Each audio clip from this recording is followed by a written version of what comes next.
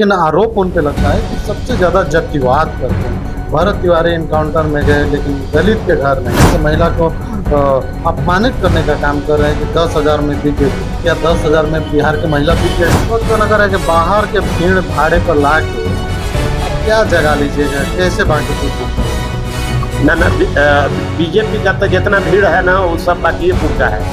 बाकीपुर का कह रहे हैं कि तेजस्वी यादव का नकल कसिएगा, यादव आपको नकल कर। बीजेपी को इतना भय क्यों है जनसुराज से?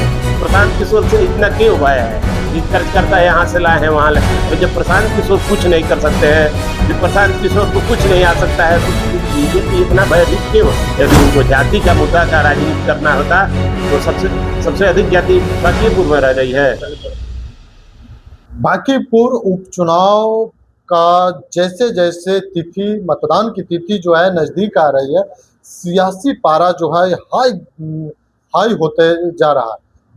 वहीं प्रशांत किशोर हर मंच से दावा कर रहे हैं कि जो इस बार बदलाव होगा, और मुख्यमंत्री की हटाने की बात करें कि मुख्यमंत्री को अगर हटाना होगा तो हमको वोट देना है। वहीं राजद कह रही है कि इस बार जो है बीजेपी और प्रशांत किशोर दोनों लोग बट गए हैं, इसलिए हमारी जीत होगा। वहीं बीजेपी कह रहा है कि कुछ भी हो जाए, कितना भी आप हवा बना लीजिए, लेकिन जीत भाजपा को होगा। इसी पे बात करने के लिए जो रोहतास के धरती पे आए, और एक बड़ी बात यहाँ बता दें कि बाकीपुर उपचुनाव तो है लेकिन रोहतास के लोग ज्यादा दिख रहे हैं, चाहे पक्ष में हो चाहे विपक्ष में हो, चाहे बीजेपी में हो चाहे प्रशांत किशोर में हो या राजद में हो, रोहतास वाले ज्यादा दिख रहे हैं। सर सबसे पहले स्वागत है आपका जागृति। बहुत बहुत धन्यवाद। क्या लग रहा है, क्या माहौल है? आप रोहतास के धरती से आए हैं, बहुत आपके साथी जो रहे हैं वो आपके विरोध में प्रचार कर रहे हैं और आप लोग प्रशांत किशोर के फेवर में प्रचार कर रहे हैं। देखिए, माहौल तो यहाँ की जनता तय करेगी ना। हम लोग तो जनसुराज के कार्यकर्ता हैं, हम लोग काम कर रहे हैं, हम लोग लोगों को बता रहे हैं। हम बाकीपुर वाले लोगों को सिर्फ ये बता रहे हैं कि बाकीपुर वाले आपको पूरे बिहार की भविष्य संवारने का एक मौका मिला है, आप उस मौका से मत चुकिए और बाकीपुर में बदलाव कीजिए ताकि पूरे बिहार का भविष्य संवर सके। हम लोग सिर्फ यही काम कर रहे हैं घूम घूम करके। प्रशांत किशोर जी के जब लोग पार्टी ज्वाइन कर रहे थे तो कह रहे थे कि हम पूरी तरह से जांच करके अच्छे लोगों को ज्वाइन करवा रहे हैं, लेकिन जितने भी अच्छे लोग थे सब एक एक करके जो ऑपरेशन लोटस है उसके अंतर्गत जाते जा रहे हैं, यानी भाजपा में शामिल होते जा रहे हैं। केसी सिन्हा एक बड़ा नाम, डॉक्टर मनोज कुमार सिंह पीएमसीएच जो समस्तीपुर के, ऐसे ऐसे तमाम बड़े नाम जो भाजपा में शामिल हो गए। देखिए, लोकतंत्र में लोगों का आना और जाना लगा रहता है, अपने इच्छा अनुसार कोई कहीं रह सकता है। अभी 10 मिनट होगा, अभी हम इसी एरिया के बीजेपी के मंडल के उपाध्यक्ष था 2 बार, 1 बार महामंत्री था और एक महिला नेत्री को बीजेपी के अभी मैं जनसुराज में शामिल करा के आ रहा हूँ, पार्टी कार्यालय से जस्ट आ रहा हूँ। तो ये राजनीति में लगा रहता है, जिसका जहाँ इच्छा वो जा सकता है, आ सकता है, उससे हम लोग को कोई लेना देना नहीं है।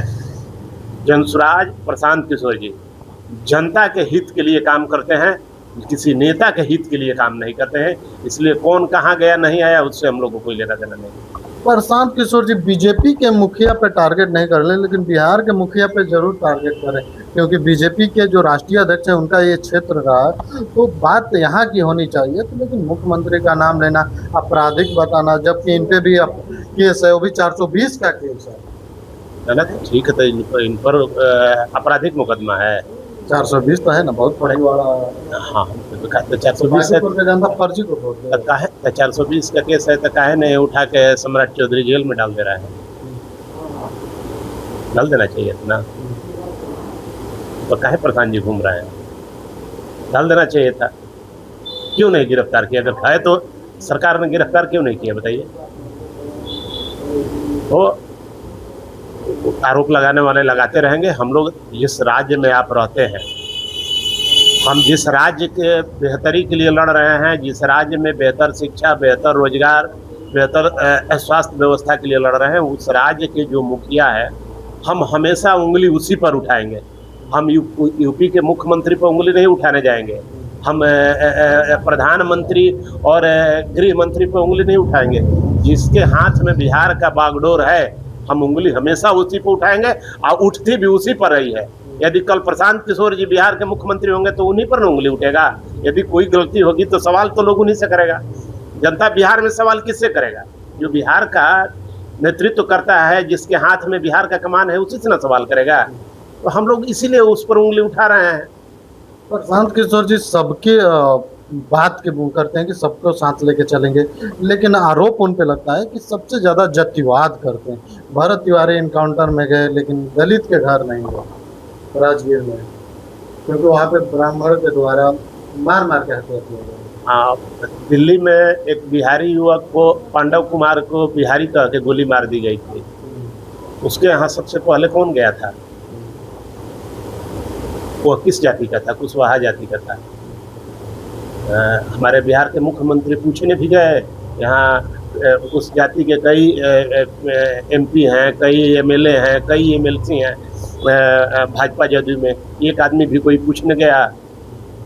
और अगर कहीं गलत हो रहा है, चाहे वो भरत तिवारी हो, चाहे वो पांडव कुमार हो, चाहे वो कोई, बिहार में जहाँ भी कहीं कोई गलती होती है तो प्रशांत किशोर उस पर आवाज़ उठाते हैं। प्रशांत किशोर कभी आज तक जाति के मुद्दा को लेकर के राजनीति नहीं की है।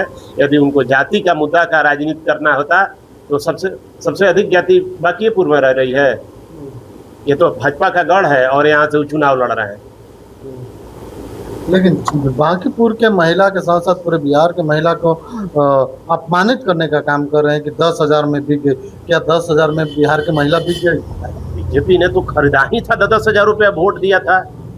बीजेपी ने तो 10,000 दिया ही था वोट खरीदने के लिए। ये तो सभी महिलाएं के महिलाओं का अपमान है। कहे अपमान नहीं है। महिला को आप खरीद रहे हैं तो वो अपमान नहीं है। वोट देकर खरीद रहे हैं तो वो अपमान नहीं है। आपको हम 10,000 रुपया खरीद लेंगे तो आपके पत्रकारिता का अपमान नहीं होगा। जिसको खरीद रहे हैं तो उसका अपमान है, अपमान हुआ है। तो हम लोग वही तो उसका स्वाभिमान उठा रहे हैं, जगा रहे हैं, बता रहे हैं, बिहार के लोगों को जागरूक कर रहे हैं। हम लोग क्या कर रहे हैं? ये न कर रहे हैं।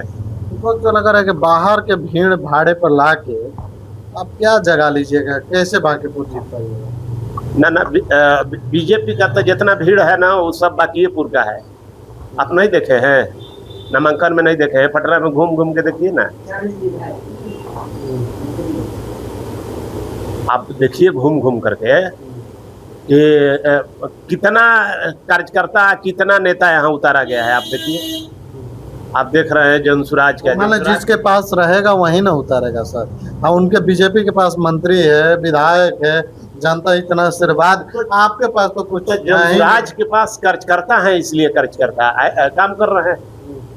जनसुराज के पास, मैं भी कर रहा हूँ, जनसुराज के पास नेता नहीं है, कार्यकर्ता है। कार्यकर्ता काम कर रहे हैं। बीजेपी को इतना भय क्यों है जनसुराज से?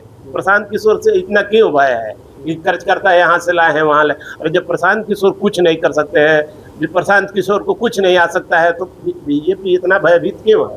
बीजेपी भयभीत नहीं है, प्रशांत किशोर भयभीत है, इसलिए इतना रणनीति बना रहे हैं। जब प्रशांत किशोर गए हैं चुनाव आयोग के पास, बीजेपी वाले गए हैं। जो भयभीत रहेगा वही न जाएगा। कौन गया है बताइए? अच्छा, टक्कर किससे है? जनसुराज किसी से टक्कर लेकर नहीं लड़ता है। जनसुराज बिहार में व्यवस्था परिवर्तन के लिए लड़ता है, उसी तरह से बांकीपुर में भी बदलाव के लिए लड़ रहा है। और इस पर बांकीपुर में हर हाल में बदलाव होगा। प्रशांत किशोर जी चुनाव जीतेंगे, ये तय है। तो बदलाव की बात करते हैं, क्वेश्चन और कर रहे हैं कि भाजपा वाले ये भी कह रहे हैं कि क्या जो मंदिरी का जो नाला था उसको हम लोग डबल डेकर रोड बना दिए, तो क्या फिर वो कबार के फिर नाला करेंगे? तो कौन बदलाव की बात कर रहे हैं? प्रशांत किशोर जी क्या करेंगे? देखिए, प्रशांत किशोर जी जब कैंडिडेट यहाँ घोषित हुए, उस कैंडिडेट घोषित होने के बाद आप यहाँ बैठे हैं इसी वार्ड में, अभी जो सामने देख रहे हैं, प्रशांत जी के कैंडिडेट घोषित होने के बाद ये रोड बना है। ऐसा बांकीपुर में कई रोड है जो प्रशांत जी को कैंडिडेट बनने के बाद बनाया गया है। अभी मैंने रिसेंट बना है, बहुत पहले का नहीं बना है, 10-15 दिन पहले बना है। हम लोग के कार्यालय के खुलने के बाद वो बना है। तो ये प्रशांत जी का भय दिखा रहा है। यदि प्रशांत किशोर जी बांकीपुर से चुनाव जीत करके जाते हैं तो इनका भय पूरे बिहार में काम आएगा। और 242 विधायक अपने क्षेत्र में कम से कम अगली बार चुनाव न हारे, इस डर से काम करेंगे। उससे आम जनता का भला होगा, हम लोग यही चाहते हैं। लेकिन विधायक बड़ा नाराज है आप लोगों से, आप लोग जो सूत्रधार है प्रशांत किशोर जी उनसे, कि आप कैसे कह सकते हैं कि नकेल कस देंगे दूसरे दल को? बताइए आप कहे इतना अभी बड़े तो आदमी हैं। नकेल तो क्या नकेल, यही ना नकेल है। प्रशांत जी कैंडिडेट बने तो रोड बनने लगा, यही नकेल है। आईपी गुप्ता कह रहे हैं कि तेजस्वी यादव का नकेल कसिएगा, यादव आपको नकेल कस देगा। नहीं, हम भैया हम सरकार का नकेल, हम विधायक का नकेल कस नहीं कर रहे हैं ना, हम किसी व्यक्ति का थोड़े कर रहे हैं। हाँ, तो विधायक तो वो भी है। हाँ, तो क्या दिक्कत है? वो भी काम करेंगे, नहीं काम करेंगे तो वो भी हारेंगे। जो काम नहीं करेगा वो हारेगा ही। क्या लग रहा है कि जो 25 के जो आम चुनाव था वो समझाने में और इस समझाने में क्या बांकीपुर की जनता समझ पाएगी प्रशांत किशोर के विजन को? देखिए, बांकीपुर की जनता जो दिल्ली के जंतर मंतर पर हो रहा है, जो कल पटना में हुआ, इन सारी चीज़ों को देख रही है, वो समझ चुकी है कि हमारे युवा पीढ़ी के साथ क्या हो रहा है। हम लोग को बहुत बताने की जरूरत नहीं, वो समझ चुकी है। इसीलिए तो बीजेपी वाले का टेंशन बढ़ा हुआ है। वो जनता यहाँ की समझ चुकी है। आपको 30 तारीख को चुनाव है, 30 तारीख के बाद 3 तारीख को यहाँ का बदलाव का परिणाम देखने को मिलेगा। बांकीपुर के जनता अपने बेटा को ना चुन के प्रशांत किशोर को क्यों चुने? बिहार के बेटा को चुन रही है जी, बिहार में बदलाव के लिए चुन रही है, बिहार में व्यवस्था परिवर्तन के लिए चुन रही है, बिहार में बेहतर शिक्षा व्यवस्था के लिए चुन रही है। मूल कारण यही। चलिए, बहुत बहुत धन्यवाद सर। Thank you. पूरी बातचीत को आप किस तरह से देखते हैं कमेंट में बताइए, लेकिन आप ये भी कमेंट में बताइए कि बांकीपुर से कौन बाजी मार रहा है। बाकी ऐसे तमाम खबरों के लिए बने रहे जागृति टाइम्स से। अंकित कुमार की रिपोर्ट पर।